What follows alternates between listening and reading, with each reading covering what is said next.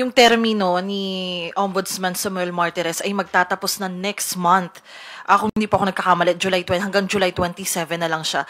As a lawyer din po, in a month, ano po yung pwedeng mangyari dito sa usad dito sa Ombudsman, itong case against Vice President Sara Duterte? Well, to be honest with you, based po dun sa ating pagkakaalam po, dapat may fact-finding investigation pa po muna dapat ito eh. So, from there, saka lamang yung preliminary investigation. So, normally, pagka ganyan po, may committee report, ang gagawin po niyan, yung field investigation office nila, magkakandak ng fact-finding investigation. Kukunin lahat ng mga ebidensya, i-gather lahat, bago pa lang magpo-proceed sa preliminary investigation. So ito po parang nawala na yung fact-finding investigation, nag-proceed na agad sa preliminary investigation. But just the same, kami naman ay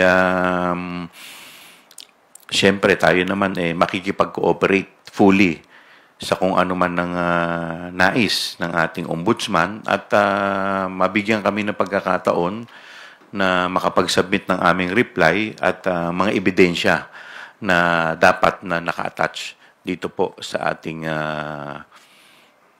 yung committee report na tinreat nila as complaint. So sir, tingin natin parang minamadali ito ng Ombudsman at bakit po kaya? Ayoko naman pong mag-speculate, no? Pero tayo naman basta tayo, we will cooperate fully. Opo, and last na lang sir, paano po makakaka-apekto itong gagawin yung pag-comply sa Ombudsman dito naman sa preparation nyo for the impeachment trial? Well, kung mapapanood sana ng Ombudsman yung impeachment, baka at least dito sa impeachment, medyo marami pa silang madidiscover na ebidensya, mas maganda for us, di ba? But just the same, kung talaga namang ipupursigi agad nila to, so kami naman, kahit naman sabay, makikipag-cooperate naman po kami.